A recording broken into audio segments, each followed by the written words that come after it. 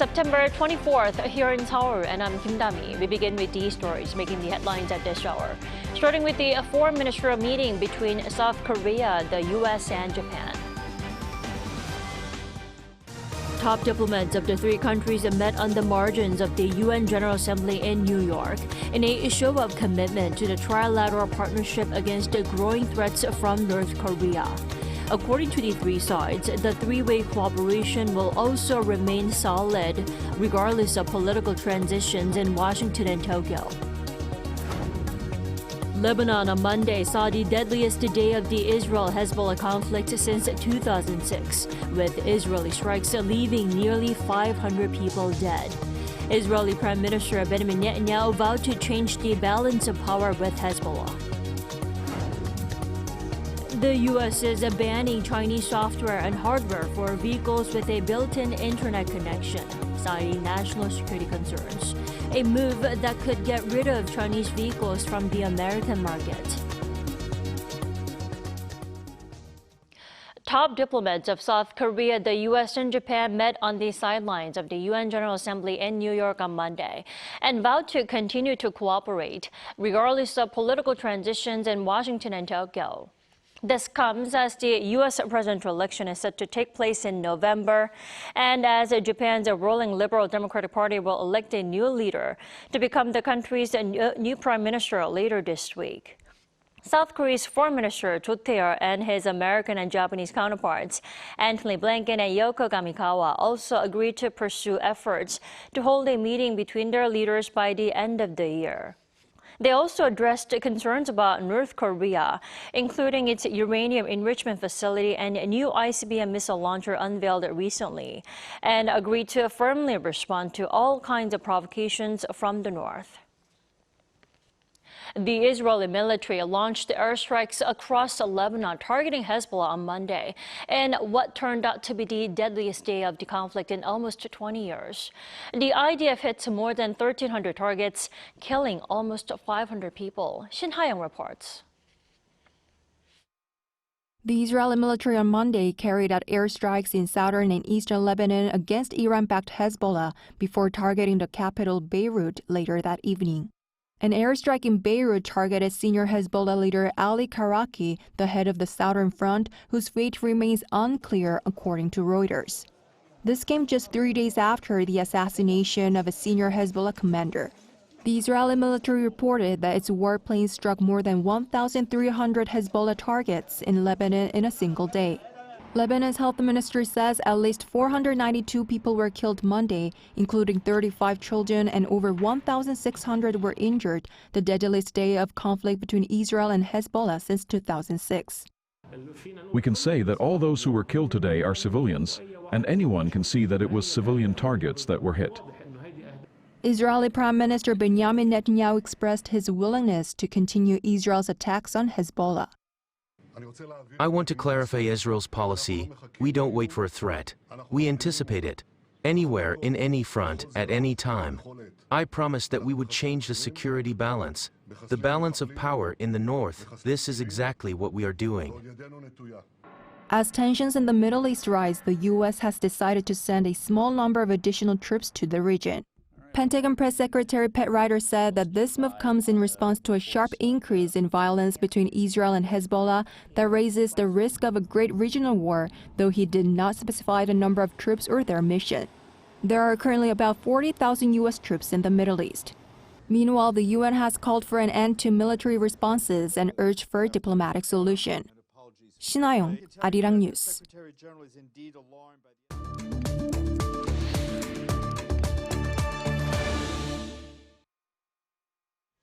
South Korea will not hesitate to take stern military measures against North Korea if the North crosses the line with its balloon campaign, Seoul's military has warned.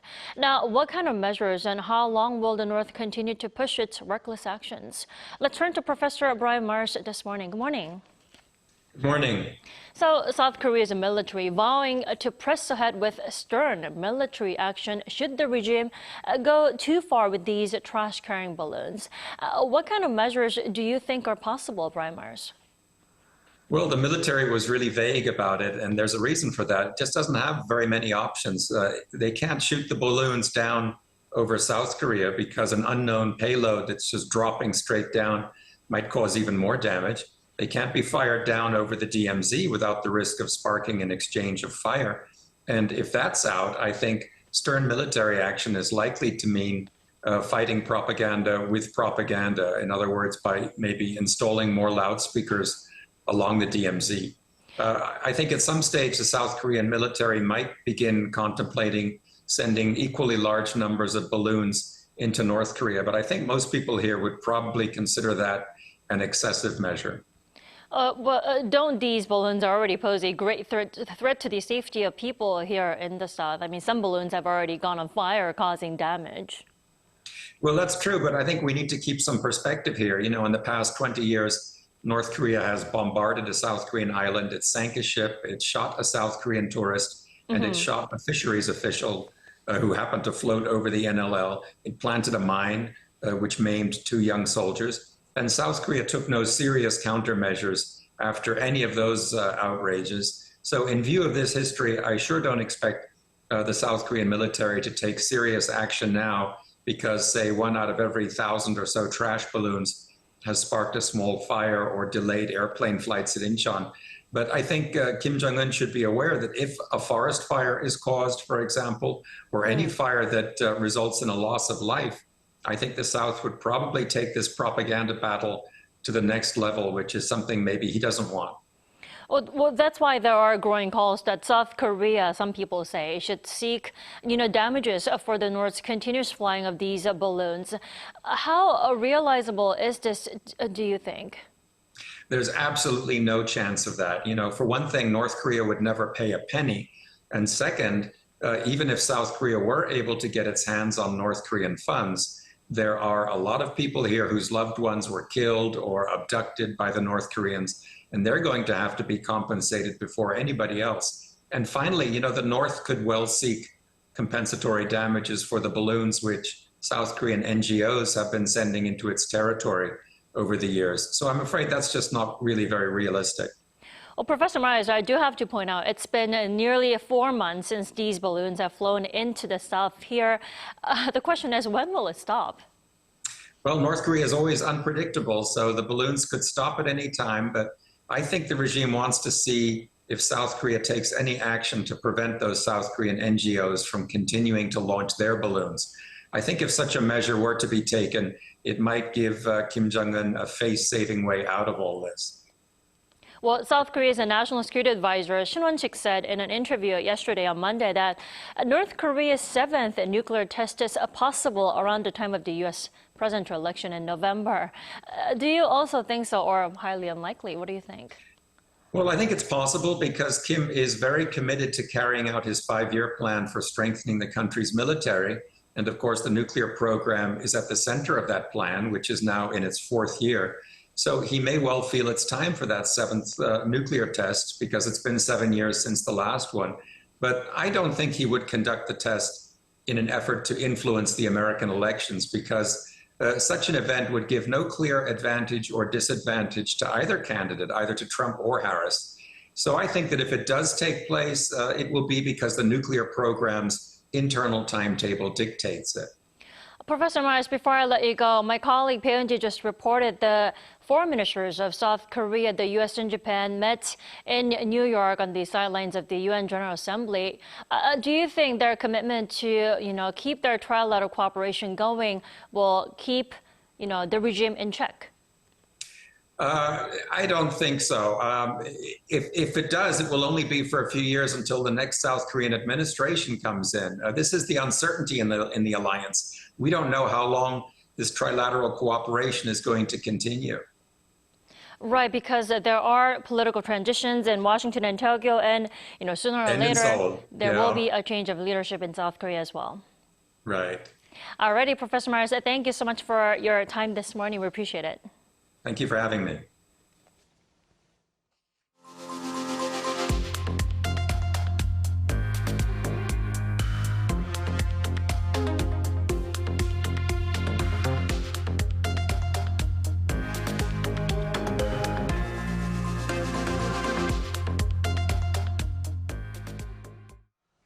Wall Street extended its winning streak on Monday, led by new all-time high closing figures for the Dow Jones and the S&P 500.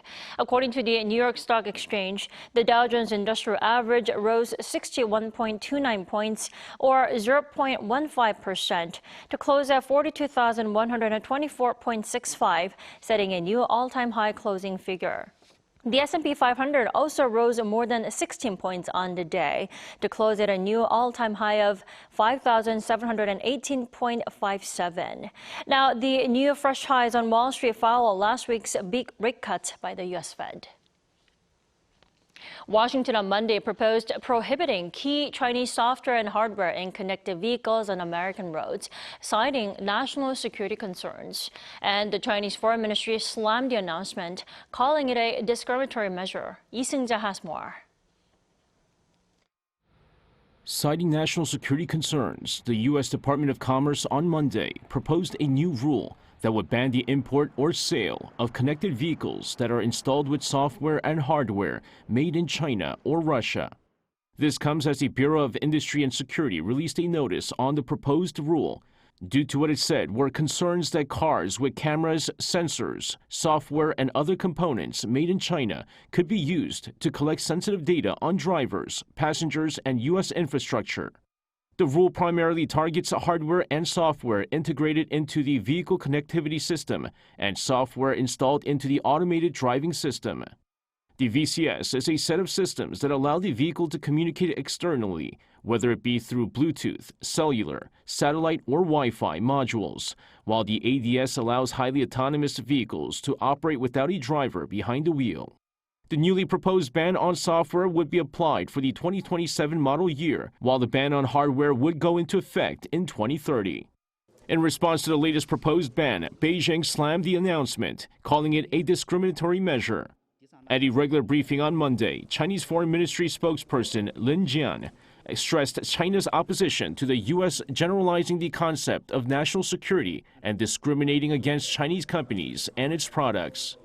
The spokesperson called on Washington to respect market principles and provide an open, fair, transparent, and non-discriminatory business environment for Chinese companies, adding China will resolutely safeguard its own legitimate rights and interests. Seoul will be closely watching the development of the proposed rule, as is expected to force South Korean automakers to readjust their supply chain. Lee Seung-jae, Arirang News. South Korea is on its way to becoming a super-aged society, as half of its population is expected to be 65 or older in 50 years. The country's total population is also projected to sink by 30%. Choi Min-jung reports. South Korea's population is expected to drop significantly over the next 5 decades, despite an increasing global population. Data from Statistics Korea on Monday showed that the country's population will drop by around 30% to some 36 million in 2072 from the current 52 million. However, the global population is projected to increase by 25% to 10.2 billion over the same period of time. South Korea's population peaked in 2020 but has declined since. This year, the country ranked the world's 29th most populous country, but this is expected to fall by 30 notches in 50 years' time. And also, by that time, half of the country's total population will be 65 or older, making it the world's third most aging country. Currently, a fifth of the population are seniors. The challenges are posed by fewer people getting married or having babies amid social and economic challenges. In 2023, the fertility rate reached a record low of 0.72, one of the lowest witnessed in the world. Choi Min-jung, Arirang News. Here in South Korea, a special campaign helps seniors with mild dementia feel more connected to society. Our Iuni takes us to this unique cafe where these seniors work as baristas. There is a special cafe in South Korea where customers are encouraged to kindly accept that their drink may not be what they ordered. Here at Kiokdabang, seniors with mild cognitive impairment or mild dementia work as baristas, fostering a warm and understanding atmosphere. The work is one way these elderly people can prevent or slow down the progression of the disease. The campaign, called 기억다방 in Korean and Memory Cafe in English, was launched in 2018 by Seoul City and the healthcare company Handok. It aims to tackle the increasing number of dementia patients in South Korea's aging population, while also raising public awareness of the condition. Imagine not being able to recall events from just a few minutes ago or forgetting what you were about to say. One of the biggest impacts of this is a significant drop in confidence. For barista Lee Jung-rae, working at the Memory Cafe has been a turning point in her life. When I first came here, I was dealing with severe social anxiety and depression. I wouldn't answer my phone or open the door to anyone. I was really struggling and even afraid to talk to anyone. But meeting people here has helped me open up and talk more. Even at the end of my shift, I don't want to leave. I've become so much happier and I really love it. According to the most recently released related data, around 19% of the total population of South Korea is aged 65 or older. By 2025, this is expected to exceed 20%, marking the transition to a super-aged society. The deputy head of one of Seoul's dementia centers emphasizes that with the dementia prevalence rate exceeding 10% in people aged 65 and over, efforts by the government are crucial. One of the campaign's main goals is to help people get outside and connect with others. By participating in these activities, they can see that they can contribute to their community, which boosts their self-esteem. We believe that this increase in confidence can play a significant role in preventing or managing dementia. World Alzheimer's Month takes place every September, and World Alzheimer's Day falls on September 21st, as part of a global effort to tackle the stigma around the disease and other types of dementia. Daily social initiatives like the Memory Cafe are currently available in 5 dementia centers across the country and offer meaningful opportunities to create special memories, reminding us that we can make a difference every day. 바리스타 이정래 화이팅! 이은희, 아리랑 뉴스.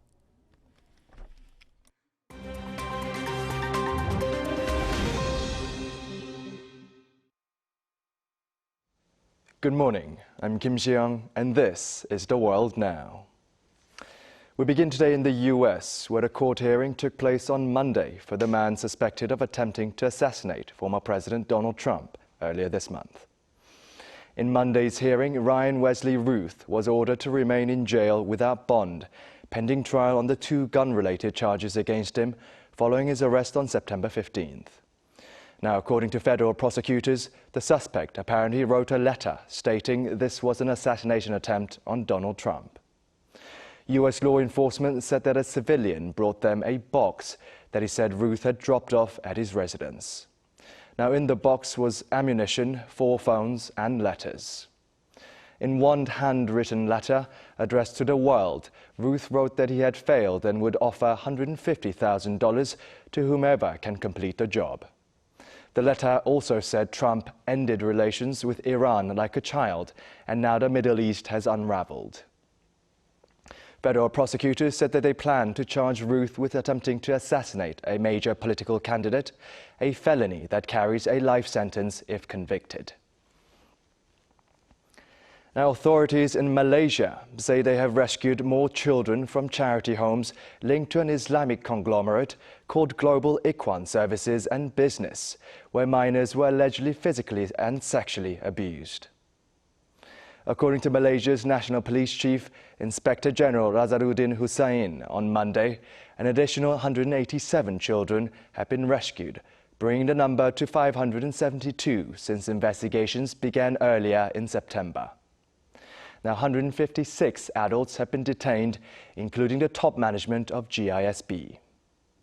Razaruddin said that the National Police identified and conducted raids on 280 premises within all states that have links to GISB in Malaysia, leading to arrests and seizures. The police chief also said at a press conference that the Department of Social Welfare has opened 11 safe houses for the rescued victims. Following record rainfall in Japan's Noto region over the weekend, at least 7 people have reportedly died in Ishikawa Prefecture as the torrential downpours caused mudslides and flooding. The city of Wajima saw a record rainfall of 121 millimeters in 1 hour on Saturday morning, while neighboring Suzhou city saw 84.5 millimeters in 1 hour. According to state media, NHK, some 400 police, fire and self-defense personnel are conducting searches for the 2 people still missing. One of the casualties was a person working on the reconstruction of damage from the region's devastating earthquake on New Year's Day, which killed over 300. Now, Chief Cabinet Secretary Hayashi Yoshimasa said on Monday that some of the evacuation shelters in the region are lacking necessities and that portable toilets and rice are scheduled to arrive. An 18th century diamond necklace with possible links to Marie Antoinette is set to go on auction in November with an estimated price of up to $2.8 million. The necklace, weighing 300 carats, was made just before the 1789 French Revolution and was last seen in public in 1973 before it was sold to a private collector. It has 3 rows of diamonds with diamond tassels at each end and boasts pristine condition and a grandeur size for an 18th century piece, according to the chairman and head of the Royal and Noble Sales at Sotheby's. What makes the necklace stand out is that some of its diamonds may have come from the affair of the diamond necklace piece that contributed to the demise of the last Queen Consort of France, Marie Antoinette, during the French Revolution.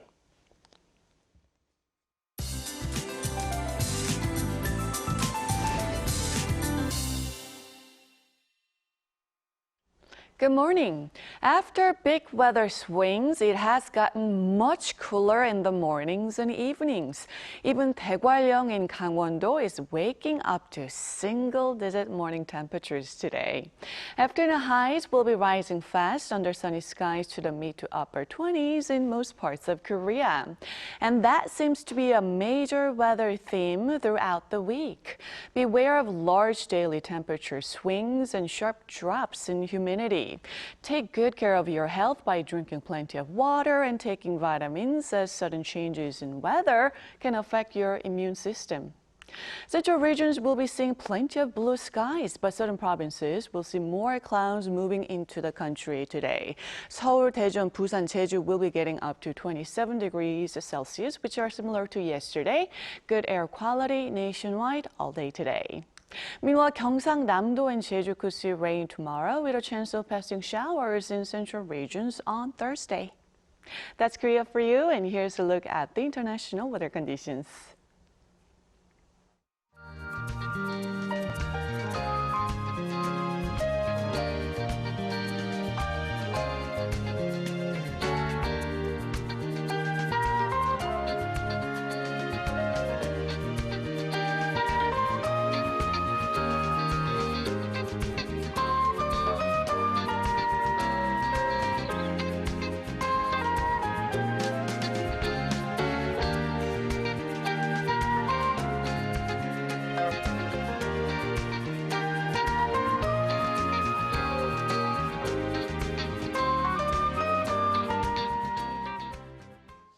That's all we have for our morning edition of Arirang News. Thanks so much for staying with us.